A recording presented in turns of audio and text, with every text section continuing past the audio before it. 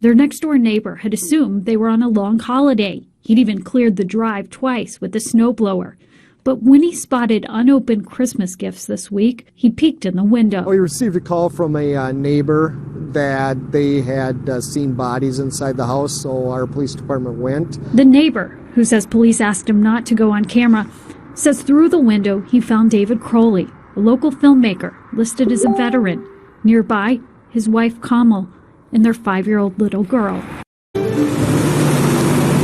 And we just kind of figured that they had taken off and gone away for the holidays. This white Rambler sat quiet for weeks. With such little activity, the next-door neighbors began to worry. I rang the doorbell to see if I could get somebody to come to the door. When a dog barked inside, the neighbors then looked through a window and asked us not to identify them after they witnessed something no one should ever see. I looked and there was a gun on the floor. And I saw like a heap of things, and then I noticed a human hand. The neighbors tell us they found the bodies of the father, David Crowley, his wife Kamel Crowley, a self-employed dietitian, and the couple's 5-year-old daughter.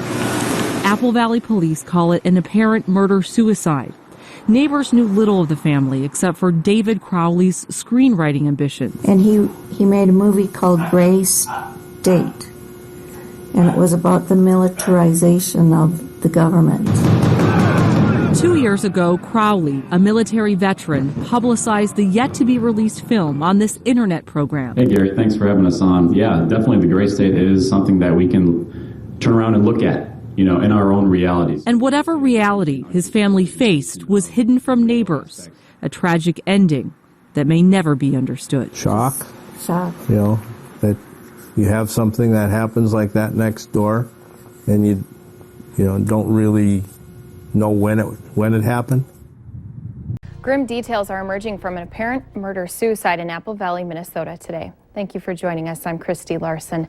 A neighbor discovered the bodies of a 5-year-old girl and her parents inside their home. The family had presumably been dead for weeks. Lindsay Savard has the report.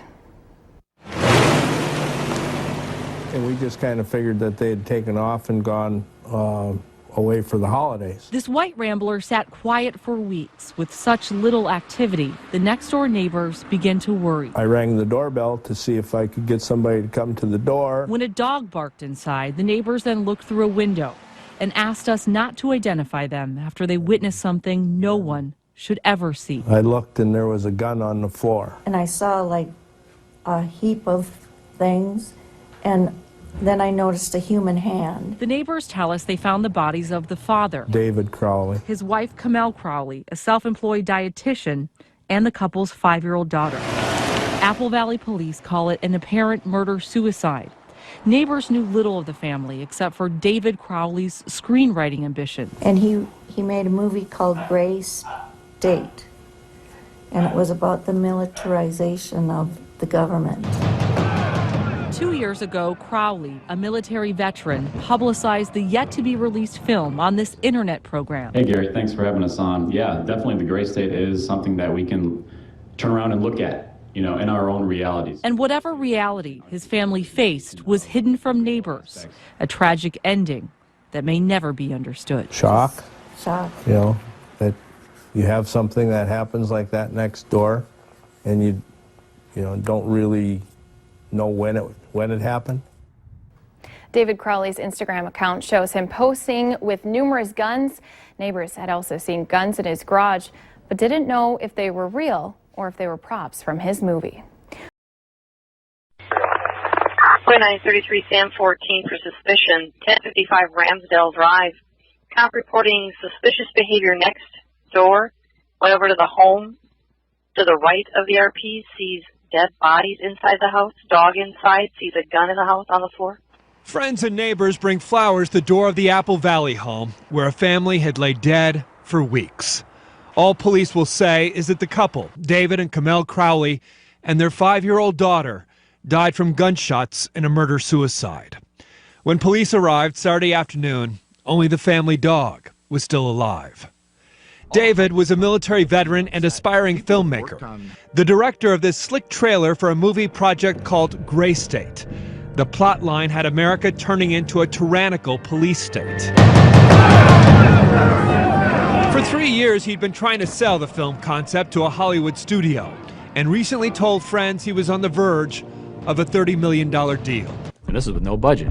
We've already passed a lot of local films on Facebook in popularity, and we're in hibernation. The Gray State Project had attracted the attention of libertarian conservatives. This was Crowley speaking at a Ron Paul event 3 years ago. No Hollywood studio will touch the Gray State Project due to its contentious nature. That is why we need your help to get this film financed and seen in theaters. The grisly nature of the Crowleys' death led to headlines on People magazine and British tabloids. And on social media, plenty of conspiracy theories too. Even a Facebook page called Justice for David Crowley, with people saying they don't buy the official story, suggesting the Crowleys were murdered by special ops because the anti-government theme of his movie.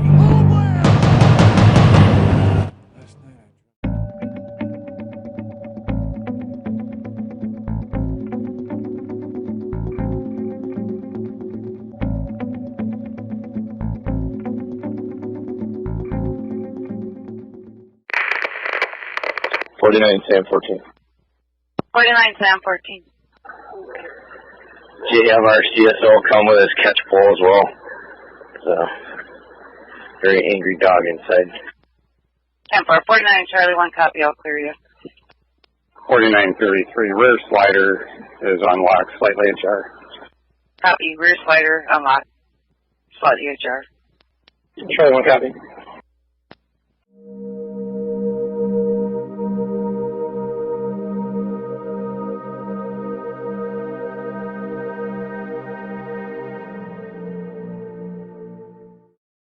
Producer who murdered his wife and daughter before taking his own life. But the murder-suicide a year ago was far from cut and dry.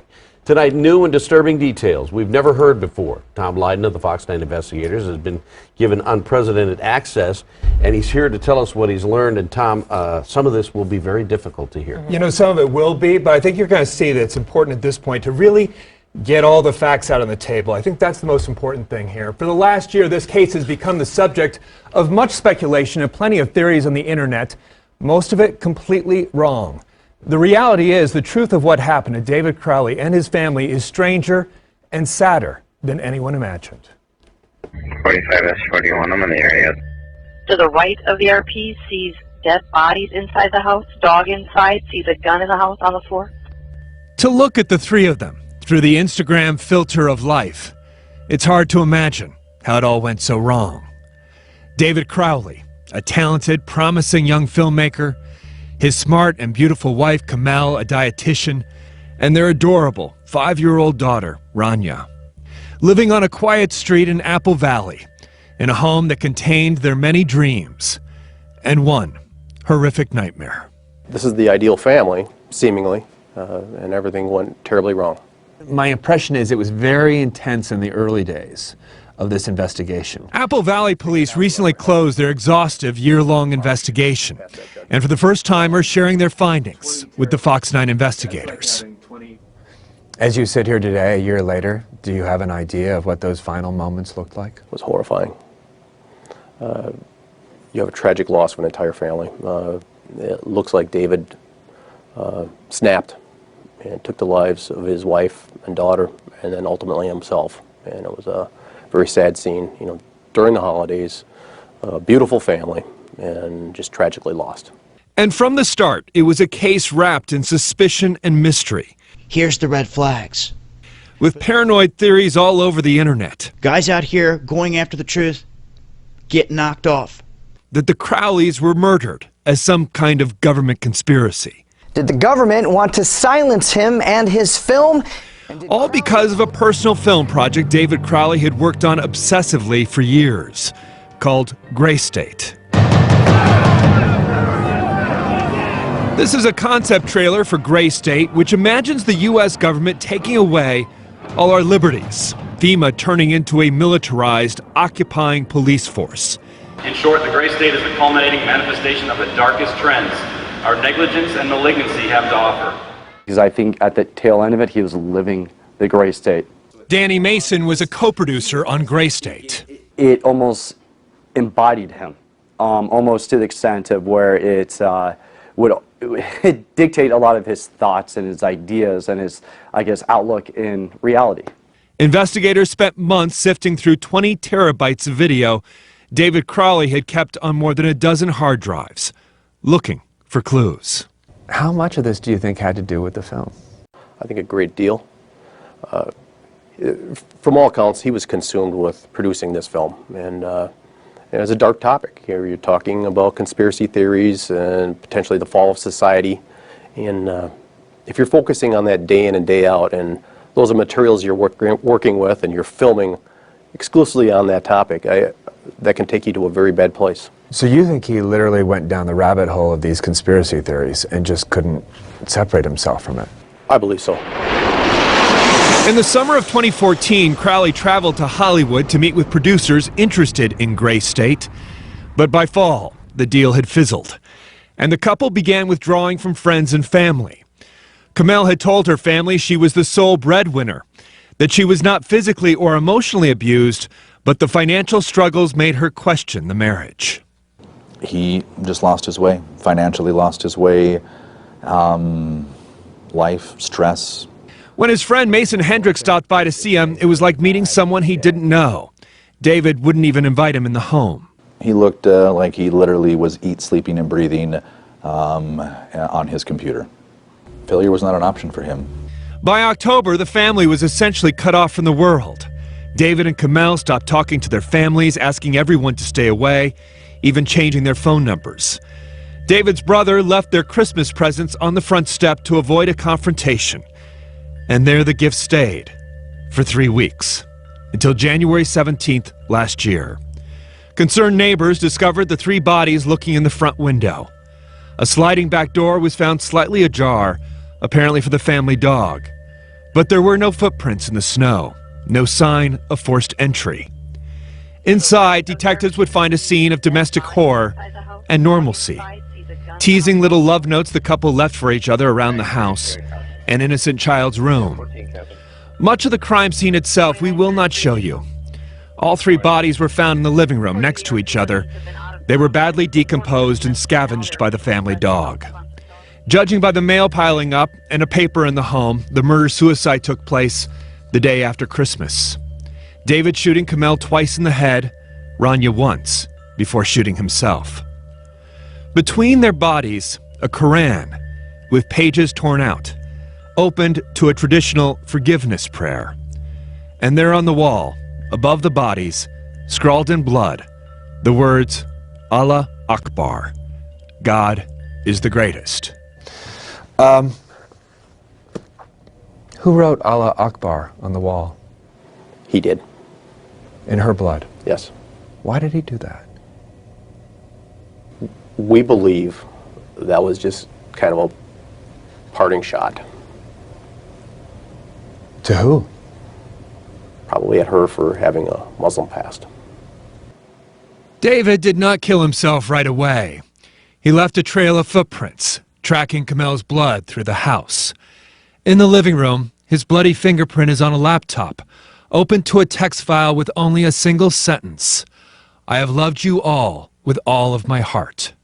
In the home office, on a notepad, more bloody fingerprints and the words, submit to Allah now. This is a person that was not thinking clearly, committed a horrible act by taking those lives. And his mind at that point was deranged. He just was not in a normal state. He wasn't thinking rationally. What do you make of him scrawling Allah Akbar? That, I believe, that's David being sarcastic. That's him possibly throwing a jab. A jab at Kamel's family? Possibly. Kamel, who was born and raised in Pakistan, had converted from Islam to Christianity when the couple married. He was in the army, she was in college, but religion never seemed to play a significant role in their lives, according to family and friends. Allah Akbar they see as a twisted riddle, like something from one of David's scripts. A plot twist without resolution. We may never know what made David Crowley finally snap. Certainly the conspiracy theorists will fill in some of those gaps. But we do know this, there are some 1,500 murder-suicides in the U.S. every year. They account for about 5% of all homicides, and their numbers seem to be increasing. And the Crowley case certainly fit the pattern of domestic violence. Kamel was everything to David. And if there was no Kamel, there is no David. According to hundreds of pages of police reports, no one ever saw David physically abuse his family. But that's also true with about half of all domestic homicides. There's no prior abuse. Hendricks also believes his friend had undiagnosed post-traumatic stress from his tours in Iraq and Afghanistan. There was certainly easy access to guns in the home. David had 10 weapons, all purchased legally. And there was apparently substance abuse. He regularly smoked marijuana and was known to drink absinthe. But we have no idea what pushed him over the edge. Right, we don't know what the trigger was, what was the breaking point. But that is not the same as not knowing who pulled the trigger. He did it. I mean, there's no denying it. But the friends and family know the conspiracy theorists will find a way to deny just that. Apple Valley police also know that despite thousands of hours of forensic work, they'll be accused of a cover-up. If life can imitate art, so can death. David Crowley leaving behind a legacy of paranoia, revealing just how dark the gray state can be.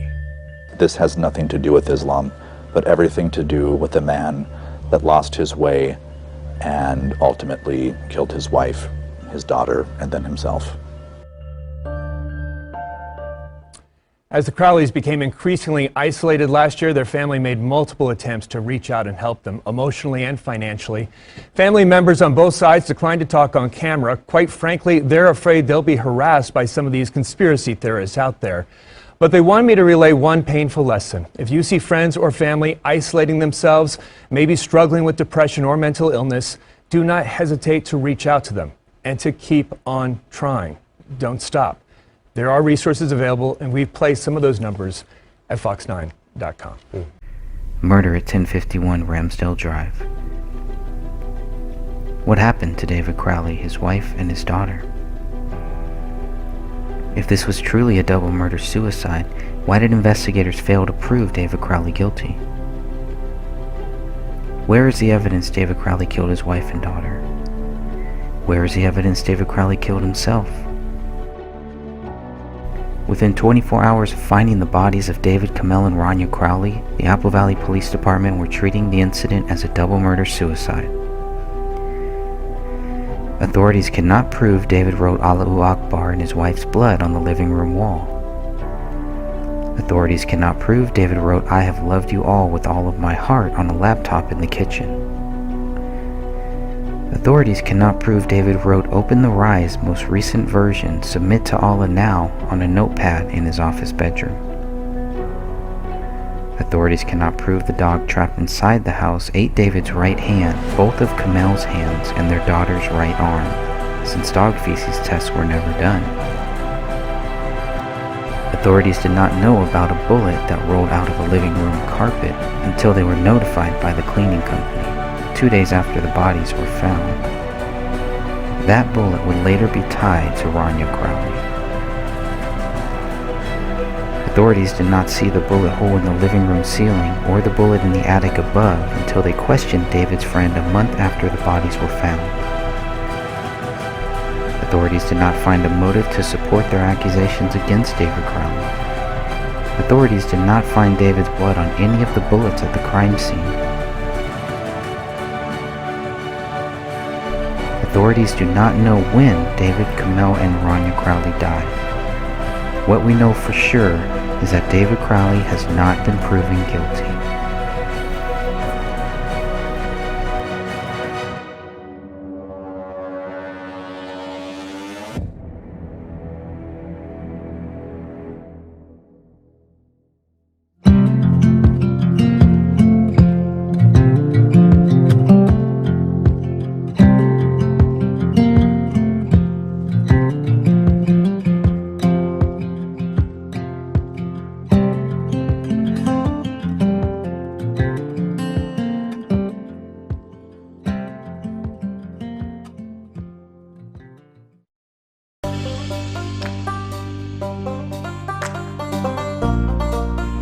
A simple truth. It really is this simple. Either you believe David Crowley is innocent or you believe he is guilty. If you believe David Crowley is guilty, you are wrong. If you believe David Crowley is innocent, you are right. It really is that simple. A United States Army veteran is dead. His wife and his 5-year-old daughter are dead. A thorough investigation would only conclude with authorities admitting they lacked evidence to support their accusations. If authorities were to admit the case remains unsolved, they would also have to admit that the public may still be in danger. I am not able to solve this case. My interest is in forcing authorities to admit David Crowley is innocent. The reason they refuse to talk about this case is not because they are confident of David's guilt. They lack confidence in their allegations. Their department wishes to move on, but they are only lying to themselves. They must know the simple truth, and they need to publicly admit this. Their credibility depends on it now. The unspoken truth is that David is innocent until proven guilty. Why are authorities running from this simple truth? How long do they think they can run for? You cannot run from God. You cannot run from your nightmares. And you cannot run from the facts. Why would anyone want to? What could possibly motivate someone to try? If you cannot prove David Crowley guilty, then he remains innocent. It's as simple as that. So the resistance we face is disgusting. If David was guilty, the evidence would be right in our faces. If David was guilty, resistance to our questions would not exist. If David was guilty, facts would be evident. There are no facts to prove David guilty. There are only facts which prove David innocent. Hence the resistance to getting justice for David Crowley and family. Who cares? Do the people who closed this case and decided to not speak about it ever again really care? Do the friends who accused David Crowley of being guilty days after his body was found really care? Perhaps they only care about spreading the accusations of David's guilt instead of researching the facts of this case. They don't seem to care about the facts which prove David innocent. Truth is a simple thing. Justice does not die. Facts prove David is innocent.